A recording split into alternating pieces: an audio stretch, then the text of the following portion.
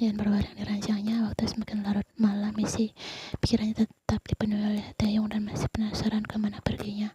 Taeyong berharap ada yang menekan bel pintunya hari ini, namun tak sama sekali. Dia sudah siap jika suatu saat mendengar kabar Cher selingkuh darinya. Sebenarnya sikap kasar dan overprotective Chen terlihat. Mulai dari saat itu Yan memutuskan Chen bukan pria yang tepat untuk teman hidupnya, dan cinta yang ditunjukkan Chen terlihat tulus di awal saja.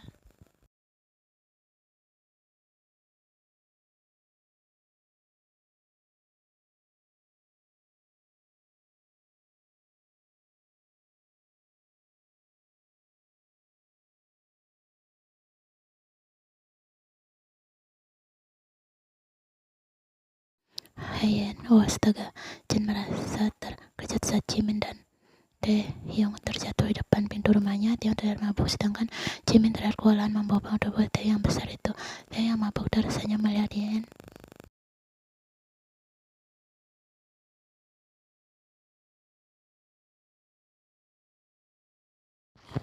Lihat Jin, siapa gadis cantik ini? Sepertinya aku kenal. Jimin mendengus sebal dan membantu Taeyong berdiri.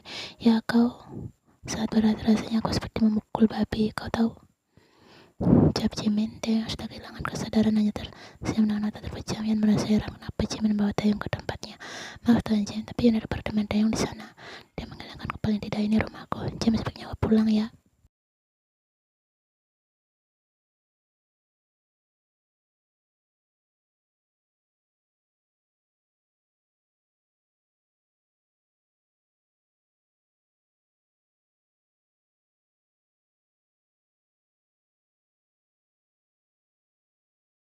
Sudahlah Yan, kasihan Taeyong, kalian kan tetangga, jika sudah sadar tinggal kau suruh pulang saja. Ya, tapi kan sudahlah, Taeyong juga mabuk karena aku tolak cintanya. Beruntung tidak bunuh diri, baru kali ini aku lihat dia terlihat menyedihkan. Jaga Taeyong dengan baik, aku pergi dulu, bye. Jimin menepuk bahu Yan, kemudian langsung pergi begitu saja.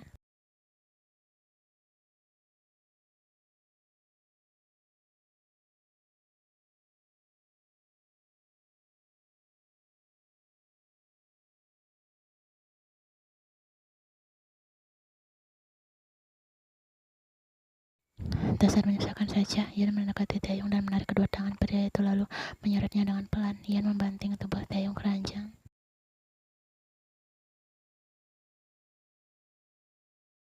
Oh astaga, aku sangat berat, pasti berat karena dosa. Taeyong hanya memejamkan mata. Yan melepaskan sepatu Taeyong dan menarik selimut menutupi tubuh pria itu. Taeyong terlihat mengigau dan mulut dan bergerak-gerak.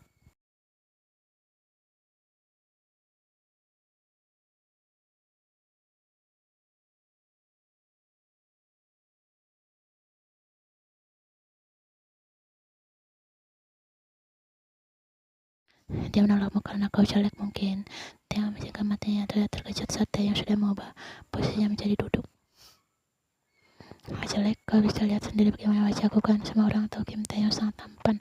Jika itu alasannya, tidak masuk akal. Ucap Taeyong dengan mata setengah terpejam.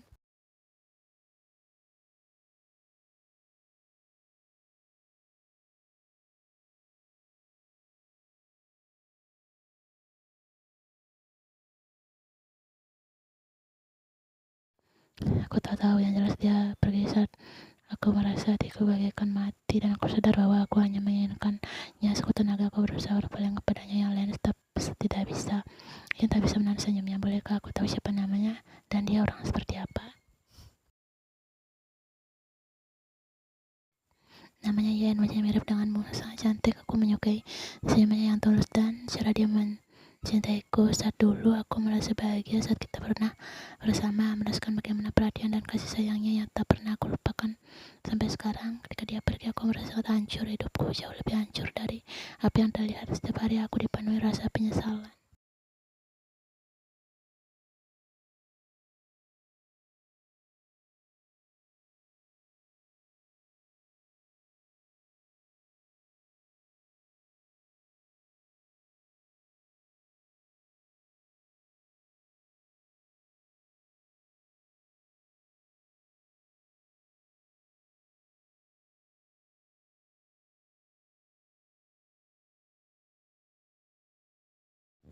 Yan menatap ke arah Taeyong, kemudian duduk di sebelah pria itu.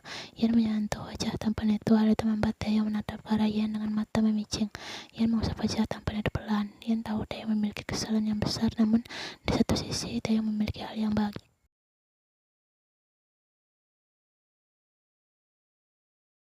Jika hanya yang kau maksud apa yang kau lakukan jika dia membalas cintamu, yang menatap ke arah mata Yan, aku akan menikahinya dan akan membuatnya menjadi wanita yang paling bahagia di dunia ini. Ini adalah janji kepada diriku sendiri.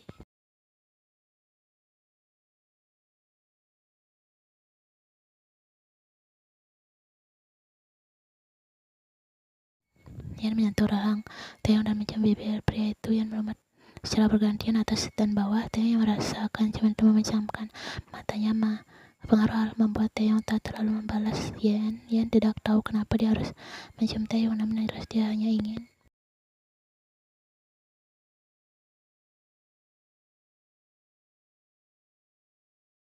Yan melepaskan ciumannya dan menatap wajah Taeyong memerah. Sayang sekali kau sudah mabuk, jadi kita tidak bisa lanjutkan lebih jauh.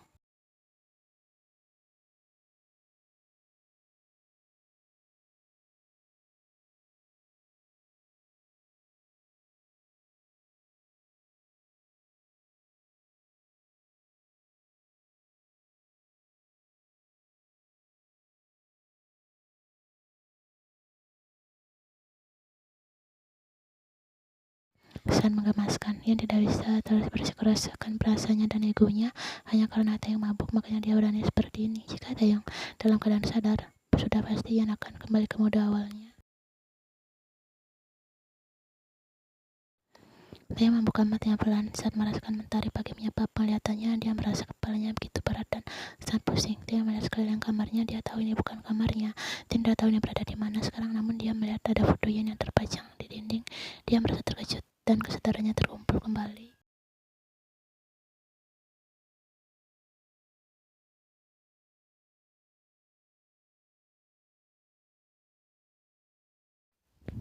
Bagaimana aku bisa berada di rumah Yan? Dia mengedarkan pandangannya. Dia melihat baju Yan tergeletak di lantai. Hal itu membuat Taeyong terkejut. Dia memeriksa pakaiannya masih lengkap. Syukurlah, karena tidak enak melakukannya saat mabuk.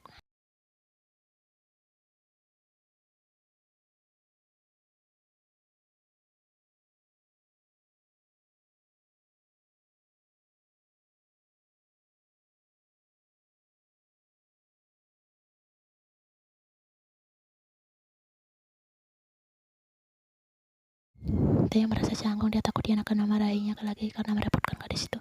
Namun malah kebalikannya, Yan tersenyum ke arah Taeyong sekarang. Kau sudah bangun? Ayo sarapan dulu. Taeyong berjalan ke arah meja. Dia menarik kursinya dan duduk di sana. Dia mengaruk kepala belakangnya yang tidak gatal sambil mengingat rangkaian kejadian semalam.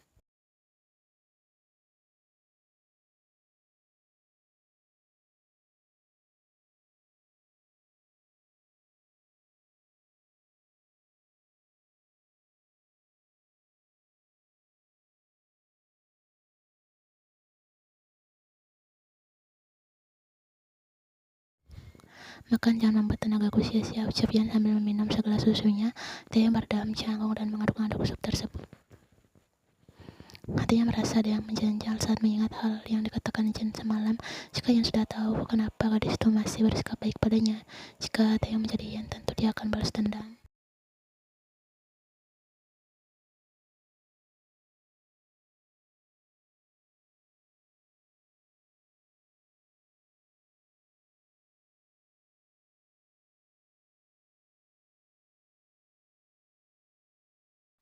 Terima kasih, maaf sudah merepotkanmu, ucap Taeyong singkat. Dia memakan supnya. Yan menatap ke arah Taeyong yang terlihat berubah. Raut wajah itu terlihat berbeda. Biasanya Taeyong banyak bicara saat bertemu dengannya, namun kenapa kali ini tidak? Yan yang tidak tahu bicara apapun hanya mengangguk.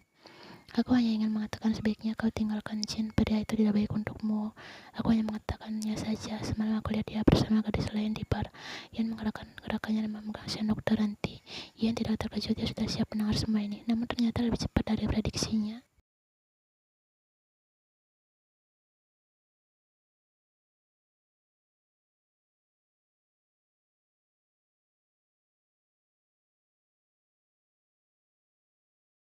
Ucapan Taeyong berhasil membuat Yan menatap serius ke arah pria itu sekarang. Taeyong juga menatap serius ke arah Yan. Jika Yan membencinya, dia tidak akan memaksa gadis itu lagi karena perjuangannya sudah berada di akhir.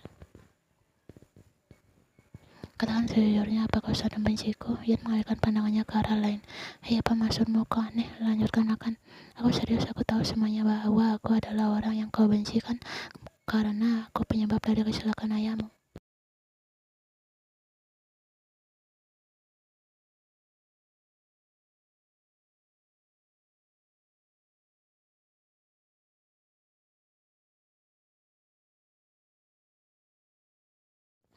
Tian terkejut dan mengepalkan tangannya dengan erat saat mendengar hal itu langsung dari Yen. Dia merasa sesak dadar macam apa yang sedang dialaminya sekarang. Kenapa masa lalu buruknya bisa berpengaruh ke masa depan? Tian merasa dipantas dihukum dengan berat.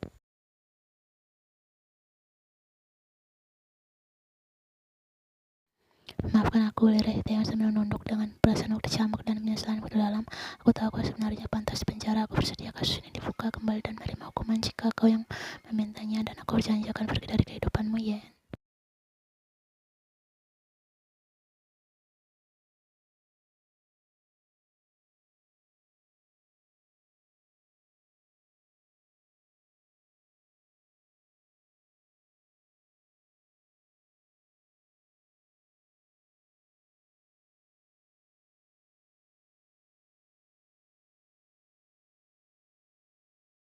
Seumur hidup aku dipenuhi rasa bersalah dan tidak tenang. Drama aku yang sesungguhnya adalah saat membayangkan keluarga mereka hidup kesulitan karena aku. Maka dari itu aku memilih menutup semua ini dengan rapat karena aku tidak sanggup. Suara Taeyong bergetar saat mengucapkan itu semua, dan Ian menyadarinya. Dia sadar semuanya sulit bagi Taeyong dan kecelakaan itu terjadi tanpa sengaja. Kami memang membuat mereka hidup kesulitan dan kehilangan orang tua, dan uang yang diterima itu tidak sebanding dengan mereka yang kehilangan orang tua.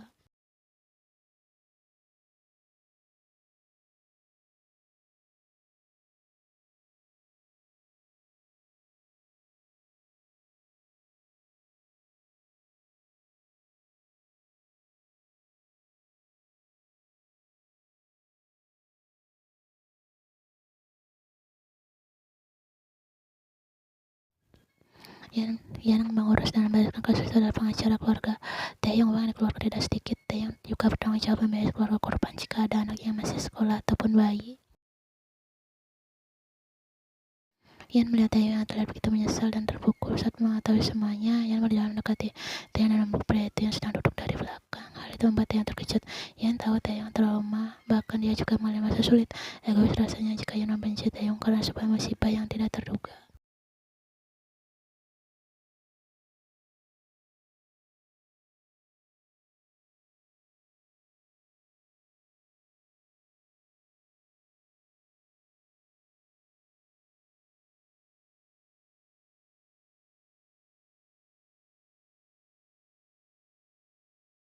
Mata Taeyong terpejam, erat hatinya seolah perlahan dan mendengarkan ucapan Yen.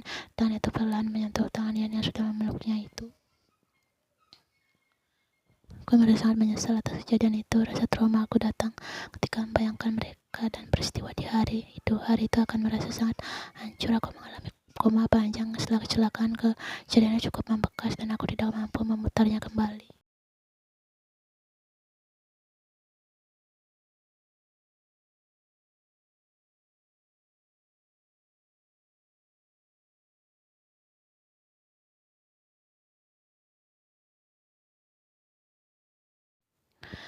Yan, apakah kau bersedia memaafkanku atas perbuatan burukku? Aku akan melakukan apapun yang kau minta agar kau tidak membenciku lagi. Yan tersenyum. Tak perlu, aku sudah memaafkannya. Terkadang orang memiliki satu hal buruk, namun ada 1000 hal baik yang telah dilakukan sebelumnya.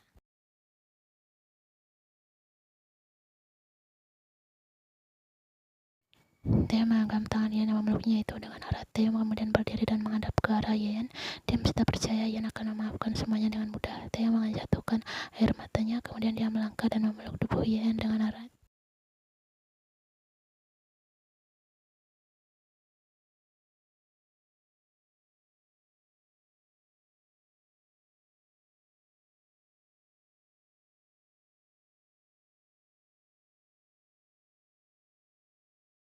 Sedangkan Yan sendiri memilih memaafkan. Awalnya dia memang sangat marah dan benci akan fakta itu, namun lambat laun Yan sudah sadar bahwa jika dia marah atau membuka kasus itu kembali, hasilnya tetap sama saja.